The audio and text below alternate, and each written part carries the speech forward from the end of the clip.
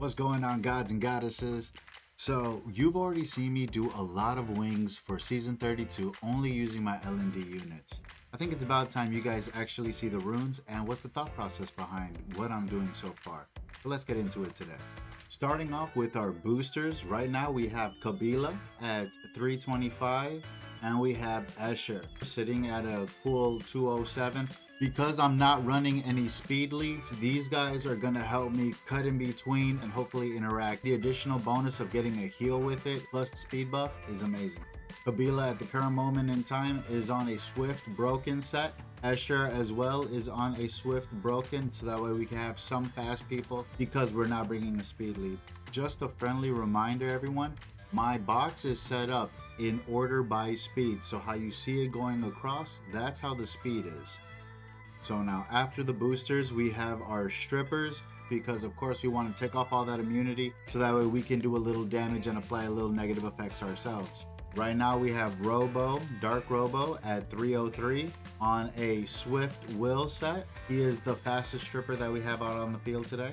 Close second is going to be Varisa. Varisa is at a cool 192, but nice and fast, good accuracy. Being a Nat 4, they lack a couple of stats, so we made her a little bit tankier.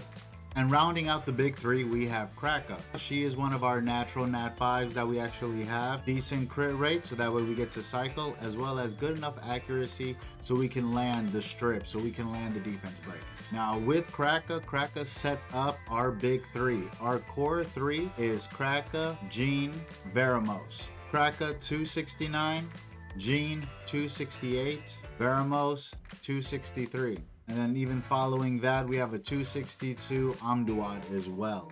We want Jean to go directly after Kraka, so that way we can set up after the strip to get some control. Also applying another negative effect, which is beneficial to later on, you'll see. We have her on high accuracy, nice and tanky, over 30,000 HP, over 1300 defense, and she is on Violent Will. Next up, we got Veramos. So he's going to be cleansing. He's going to be healing for a small percentage depending on how many times he cleanses off a little something. We have him going right after Jean. Kraka with the strip, or depending on who strips in the beginning, but Kraka with the strip, preferably Kraka because we want the defense break. Into a Jean provoke on everybody on the team. So that sets up for the good body slam from Veramos. Even if he doesn't stun, he steals 50% of your attack bar. 163, over 30,000 HP once again. Over 1,500 defense with the Veramos. We want him to live a little bit longer than most. 88% accuracy on Violent Will. Next up, we have Amduat. Of course, we have him on Despair because we want to be able to stun everybody, but also we want to utilize this wonderful passive. Each attack removes one beneficial effect with a 30% chance and increases your attack bar by 25% each time your enemy ends a turn. Having an Amduat in allows us to have someone who's able to cut in and get off an attack, preferably stun somebody. Over 30,000 HP, over 1,100 defense. Next up is not used often, but it's a wonderful tree. We have Kroa, over 30,000 HP, over 1,300 defense. She is on Violent Will. One thing that I gotta appreciate about this unit, increases the attack speed of all allies and recovers their HP. This is like a pseudo unfair bear, but more of a support style. Decrease the target's attack bar by 50% with a 70% chance and decrease target's attack speed. Great unit, great unit. Now this is what I bring to all the teams who like to bring all the goodies. I want to bring all the buffs. Osharion, so we could steal some of those buffs. It's 30,000 HP, over 1,100 defense. This one has over 1,300 defense. 160 speed, once again, that ballpark mostly sitting between 270 and 250 is on Bio Will. We want to get as many procs off as possible to be able to steal a beneficial effect and give it to everybody. I do not have any immunity, so when you bring immunity, that's our immunity. 74% accuracy. I wish we could do a little bit more, but once again, while trying to keep him within that ballpark. Next up, we have our big boy bruiser. We have Gapsu, over 40 30,000 HP, over 1200 defense. Skill 1 deals damage according to your maximum HP, inflicts damage by 15% of your maximum HP, and steals a beneficial, so the thicker the better. His passive, he increases his attack bar by 10% by up to 30% whenever an enemy recovers HP. So really, I'm bringing him when I see you guys bring a lot of healers, like a Praha or an Angela or a Riley. He as well is on Vile Will. We're trying to proc as many times and really do great damage with the thickest of boys. Next up, we have Escher's brother. We got Joltan. Joltan's passive is inflicts 12% of your maximum HP as damage when you're attacked with a crit. I love bringing Joltan out for a lot of the AoE damage dealers, Ethnas, things of that nature. Joltan's skill 2 does damage based on maximum HP, as well as has a built-in stun. And if you recall, every attack has a chance to land a defense break. Now we have a unit not a stranger to most people. We have Molly. Wonderful heals. We have her over 30,000 HP once again, over 1400 defense, so she can last a little bit longer. A decent amount of speed on her, as well as on Vile Will, so hopefully we'll Violent proc. Next up is a Chroma. Everyone tells me that this season I should be abusing her and using her more often.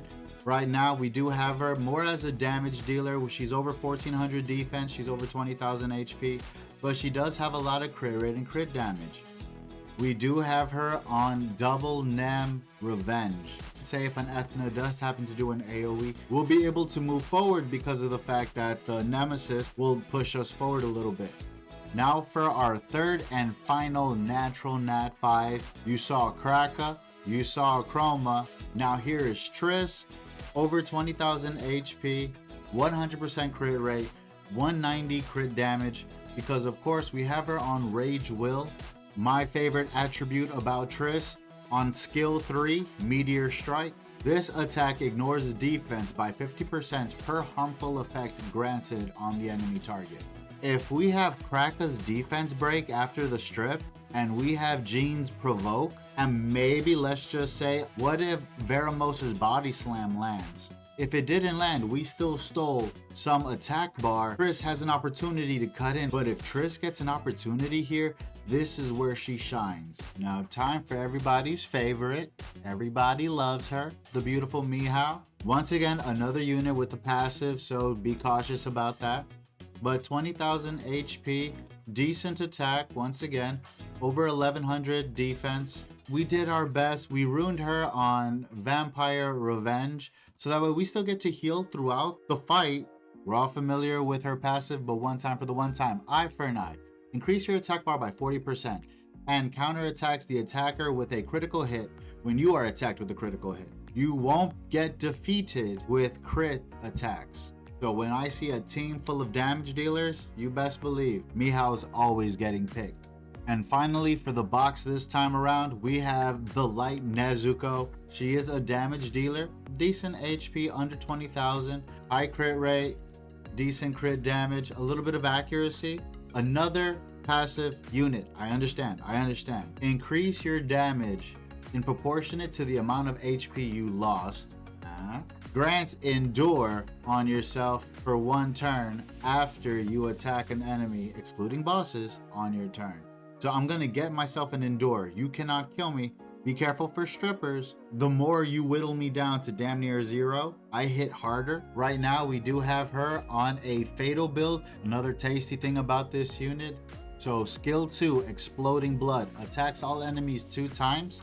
The first hit has a chance to block them from removing harmful effects for 2 turns, 50% chance, and the second hit absorbs attack bars by 20% with a 50% chance. After skill ups, 70% chance. More pushback because I don't have speed lead. This is a way that I can keep up. I like her when they're not bringing too much speed because it's like my way of cheating ahead. But yeah, everybody, this is my box for RTA this season. Hopefully you guys enjoyed watching the runes, but also if you guys have any ideas or any knowledge you want to drop on me, don't be shy to put them in the comments.